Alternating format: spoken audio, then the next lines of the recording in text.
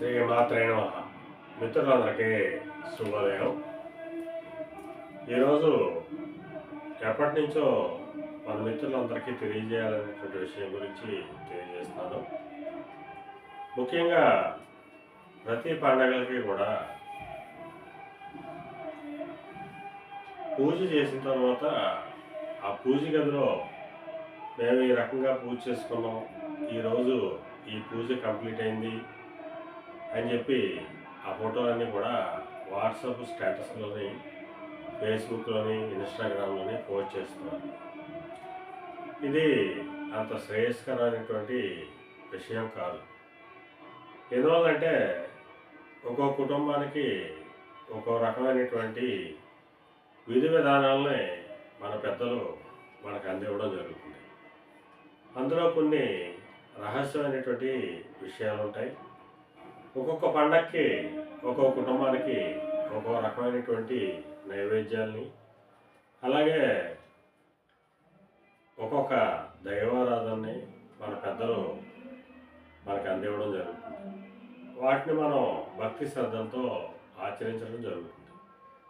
దానివల్ల మన కుటుంబ శ్రేయస్సు కోరి మన పెద్దలు ఎప్పటి నుంచో ఈ విధానాలను అవలంబించి మనకి అపురూపంగా అందజేయడం జరుగుతుంది. వీటిని మనం ఫేస్బుక్లోని, ఇన్స్టాగ్రామ్లోని, స్టేటస్లోని పెట్టుకోవడం వల్ల మన విషయాలు ఇతరులకు తెలిసేటట్టు అవకాశం ఉంటుంది. అందరూ కూడా మంచివాళ్ళు ఉండరు. మన శత్రువులకి మన దైవబలం గురించి కానీ, లేదా మన కుటుంబం యొక్క దైవబలం గురించి కానీ, మన పెద్దల నుంచి మనం ఆచరించేటువంటి వ్యవహారాల గురించి కానీ తెలిసినట్టయితే వాటిని భంగపరిచే విధంగా ప్రయత్నాలు చేసేటట్టు అవకాశం ఉంటుంది. ఎందుకంటే ఈ సృష్టిలో భగవంతుడు ఉన్నాడు అనేటువంటిది ఎంత నిజమో, బ్లాక్ మ్యాజిక్ ఉన్నదన్నది కూడా అంతే నిజం. అందువల్ల దయచేసి మన మిత్రులు ఎవరూ కూడా మీ పూజా మందిరాన్ని ప్రత్యేకంగానే చూసుకోండి తప్ప ఫేస్బుక్లో కానీ, ఇన్స్టాగ్రామ్లో కానీ ఎక్కడా కూడా బయటికి తీసుకురాకుండా ఉండడం చాలా శ్రేయస్కరం. నేను ఎన్నో వీడియోలు చేయడం జరిగింది. ప్రతిరోజు శుభోదయం చెప్తున్నాను, అన్ని విషయాలు కూడా తెలియజేస్తున్నాను. ఏ రోజు కూడా మా పీఠాన్ని కానీ, మా పూజా మందిరాన్ని కానీ నేను ఎప్పుడూ జీవించలేదు. కొంతమంది కస్టమర్స్కి, అతి తక్కువ మందికి, వాళ్ళ మీద నమ్మకం ఉన్న వాళ్ళకి మాత్రమే పీఠాన్ని దర్శించేటువంటి అవకాశాన్ని కల్పించడం జరిగింది. అప్పుడు కూడా మేము చేసేటువంటి నైవేద్యాలు కానీ, నివేదన కానీ ఏది కూడా బహిర్గతపరచం. ఇవన్నీ కూడా చాలా అంతరంగికమైనటువంటి విషయాలు. ప్రస్తుత సమాజంలో ఏది దాచుకోవాలి, ఏది బహిరపరచాలి అనేటువంటి పరిజ్ఞానాన్ని మనం కోల్పోతాం. ఇందువల్లే ఇన్ని అనర్థాలు మనకి జరుగుతున్నాయి. అందువల్ల మన పెద్దలు గుప్తంగా ఉంచినటువంటి విషయాల్ని మనం కూడా గుప్తంగానే ఉంచుతాం. ఉదాహరణకి కొంతమందికి అఖండ జ్యోతి ఉంటుంది.